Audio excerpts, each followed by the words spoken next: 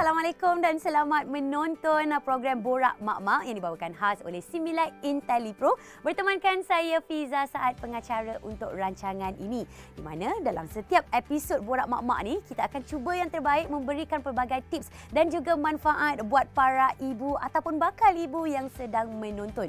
Sebab kita fahamlah sebagai seorang ibu ni kita nak berikan yang terbaik buat anak-anak tersayang. Daripada kita tahu bahawa kita hamil sehinggalah anak kita pandai merangkak, pandai meniarap, pandai terlentang, pandai lompat sana sini, kita kalau boleh nak tahu info apa mengenai pemakanan, khasiat ke tak khasiat, selamat ke tidak, nutrisi ke tidak. Disebabkan itu program ini cuba untuk memberikan yang terbaik kerana usaha kita adalah untuk memberikan anak kita ni pembesaran yang elok dari segi minda dan juga emosi sentiasa sihat dan juga aktif. Saya pun tak tahu sebenarnya info apa yang nak dikongsikan. Sebab itu kita bersama dengan panel jemputan kita, Profesor Madya Dr. Noor Azlin Kamal Noor selaku pakar perkembangan kanak-kanak di Hospital Pakar Kanak-kanak Universiti Kebangsaan Malaysia. Apa khabar? Baik, terima kasih. Okey, dan kita juga bersama dengan ini dia seorang ibu kepada cahaya mata Sarah iaitu Syati Mat Noor. Selamat datang. Okey, kita mulakan dengan Syati dululah. Kita faham dalam keadaan pandemik COVID-19 ni, kita risau dalam keadaan yang melanda negara sekarang. Pasti ada sebarang pengalaman ataupun tips yang boleh dikongsikan oleh Syati macam mana untuk mendidik anak supaya mereka masih lagi membesar dalam keadaan cegas dan baik. Silakan Syati. Okey, hai Fiza. Thank you. So, sekarang masih COVID kan. So, Syati macam banyak duduk rumah lah. Bagi baca buku, so tadiklah keluar sangat, terdedang sana sini. Contoh aktiviti yang dilakukan oleh Syati bersama dengan anak apa dia? Kadang-kadang main masak ke dekat rumah, bagi mainan, main toys ke apa. So banyakkan membaca buku lah. Sebab sekarang dah 3 tahun, so boleh dah nak hantar sekolah. Kalau macam Syati sendiri, bila bercakap mengenai bab pemakanan anak-anak kecil kita, apa yang Syati bagi daripada pagi sampailah ke malam Syati? So untuk sarapan pagi macam roti, tengah hari makan tengah hari nasi, makanan yang berkhasiat lah. Baik. Tapi sekarang boleh banyak bagi susu lah. Okey, dan macam Syati sendiri kita faham dalam keadaan sekarang ini ada di antara kita yang memberikan gadget kepada anak-anak kita. Tapi mereka sebenarnya terdedah kepada perkara-perkara yang negatif. Tapi untuk Syati sendiri, macam mana Syati didik anak Syati supaya dapat mengelakkan daripada terpengaruh dengan benda-benda negatif? Silakan Syati. Sebagai ibu bapa, kita harus bagi teladan yang baik. So, kat rumah memang Syati tak bagi gadget lah. Kita banyak kena luang masa dengan dia, macam bagi buku. Seperti pepatah berkata, bulu biarlah dia rebung. Baik. Okey, dan kita akan bertanyakan soalan kepada pakar kita iaitu Profesor Madya Dr. Noor Azlin Kamal Noor, di mana beliau adalah pakar perkembangan kanak-kanak ya, dan mungkin ada sebarang tips yang ingin dikongsikan oleh doktor dalam memastikan mental dan fizikal anak kita ni berkembang dalam keadaan yang baik. Silakan.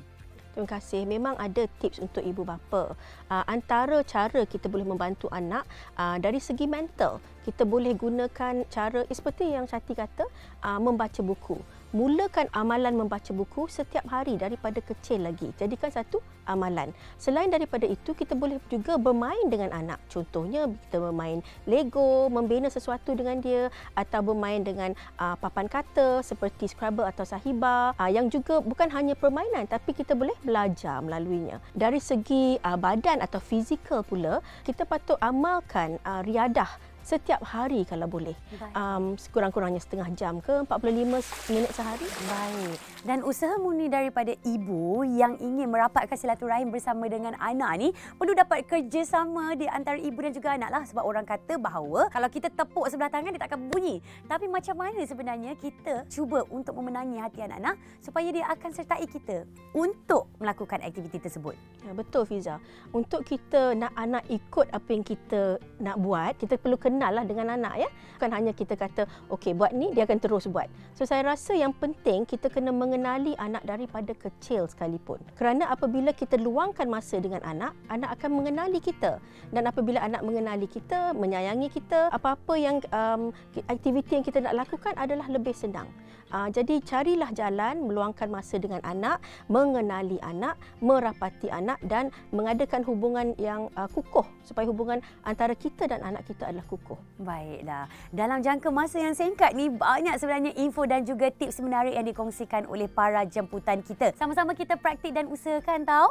Tapi bila kita bercakap mengenai usaha ni, ada di antara usaha untuk pastikan minda dan IQ anak-anak kita dapat berkembang dalam keadaan yang baik dengan mengamalkan Similac IntelliPro. Di mana Similac IntelliPro ni adalah susu rumusan kanak-kanak yang mengandungi adunan minyak sayuran unik UVOB yang diperkaya dengan bahan semula jadi seperti minyak bunga matahari oleh tinggi, minyak kacang soya dan minyak kelapa. Ia memberikan penyerapan nutrisi yang optimum bagi menyerap nutrisi utama seperti DHA, lemak, vitamin A, kalsium omega 3 dan 6 di mana nutrien ini penting untuk perkembangan kognitif dan pembesaran kanak-kanak.